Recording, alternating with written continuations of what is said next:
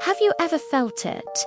A quiet, unsettling hum beneath the surface of everything. A sense that what you see, what you hear, what you touch isn't the whole story. It's not a conspiracy. It's not a grand deception from the outside world. The secret, the one that changes everything, is being kept from you by the one thing you trust the most, your own brain. There is something your brain is hiding from you. Every second, an overwhelming flood of information crashes against your senses. A relentless, chaotic storm. Imagine standing on a shore with millions of waves of data breaking over you, the light reflecting off every surface, the countless vibrations in the air, the subtle shifts in temperature on your skin, the chemical traces in the air you breathe. It's an impossible amount to process. If you were to experience all of it unfiltered, your consciousness would shatter.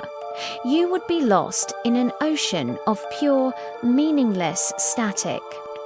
So your brain, in its ancient and profound wisdom, becomes a gatekeeper, a silent editor. It stands guard at the door of your perception and decides what gets in and what is left outside in the cold. It's not malicious. It does this to protect you, to build a coherent, manageable world for you to live in. It constructs a reality that is useful, not one that is complete. Think of it like this. Your brain is a masterful sculptor. The raw material is the infinite, formless block of sensory data from the universe. The brain takes its chisel and begins to chip away. It removes almost everything. What remains is a sculpture, a beautiful, functional sculpture called your reality. But it is just that, a sculpture, not the original block. You live your entire life admiring the sculpture, believing it to be the whole truth, never knowing about the mountain of marble that was discarded to create it. Let's put some numbers to this. Your sensory system takes in about 11 million bits of information every single second. 11 million. From the light hitting your retina to the pressure of your clothes on your skin. Out of that staggering number, how much do you think your conscious mind actually processes? 1,100,000. The answer is, on a good day, about 50 bits per second, sometimes as few as 13. From 11 million bits of raw data, your brain serves you a curated stream of just 50, a reduction of over 99.999%. We are experiencing less than 1/1,000,000th of what is actually there. This filtering mechanism is happening right now. It's called sensory gating. It's why you can be in a crowded, noisy room, yet still focus on a single conversation. This is the cocktail party effect. Your brain is actively suppressing the clatter of plates, the music, the dozens of other voices, just so you can hear the person in front of you. It's an incredible feat of biological engineering. But think about what it implies. You are constantly surrounded by a symphony of sounds, a ghost orchestra that your brain has decided you don't need to hear.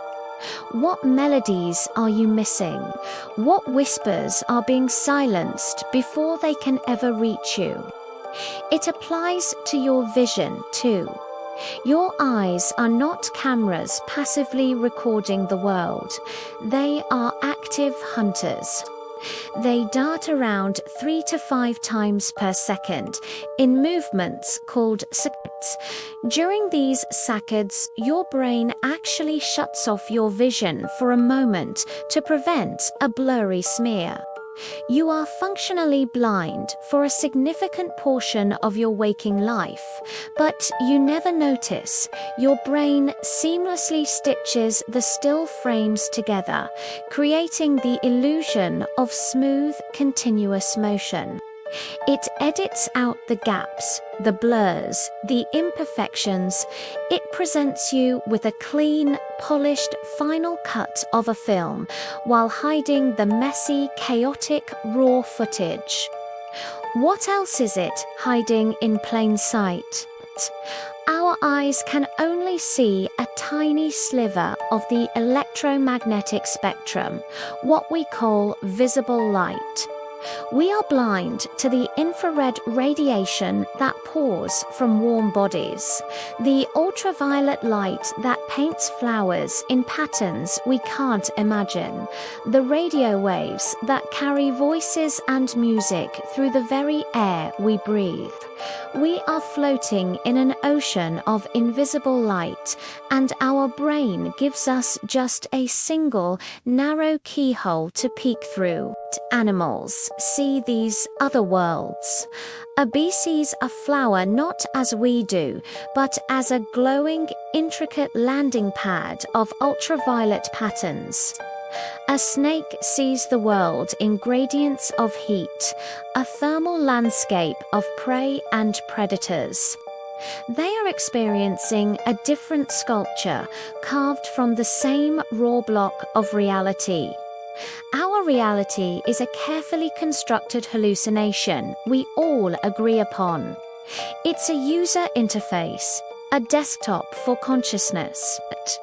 The icons on your computer screen, the folders, the files are not the actual complex code and electronic switches inside the machine.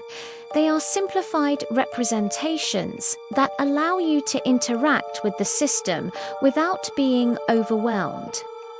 In the same way, the tree you see is not the real tree in its quantum atomic entirety.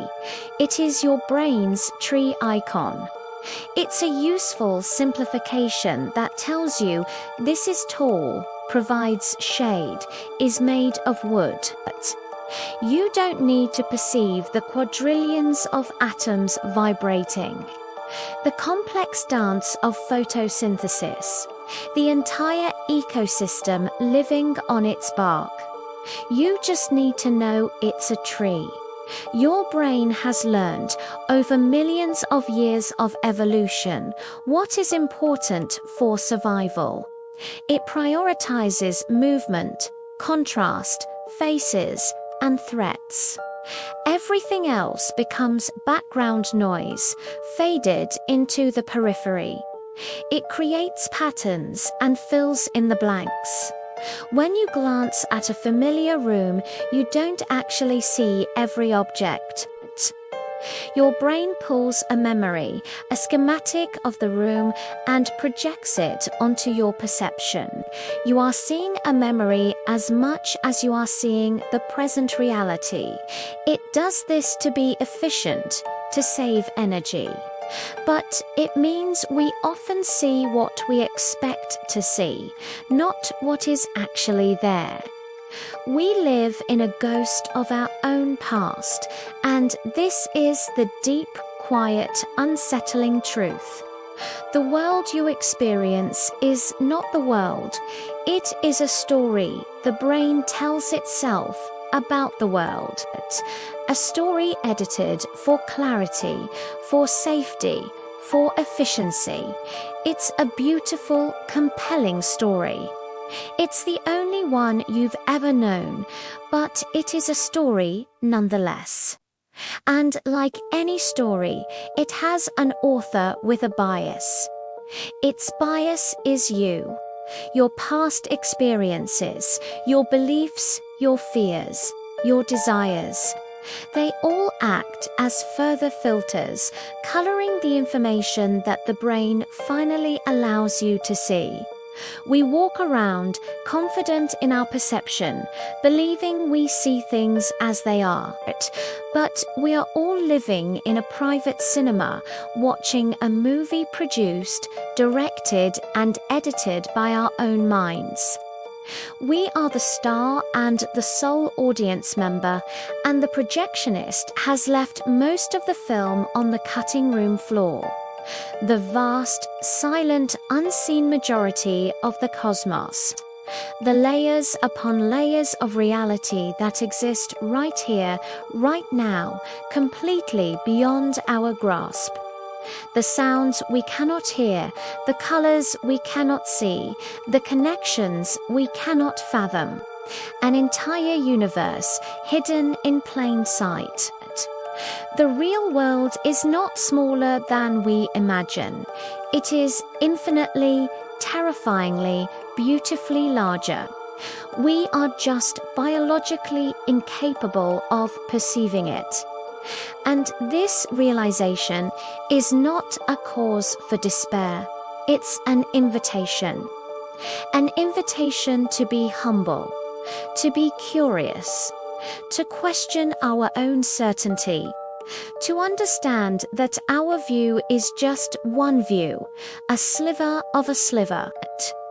It's a call to look closer at the details our brain does allow us to see, to appreciate the profound mystery of the sculpture, even while knowing the true scale of the marble it was carved from. It is the beginning of wonder. If this made you think, subscribe to The Quiet Detail.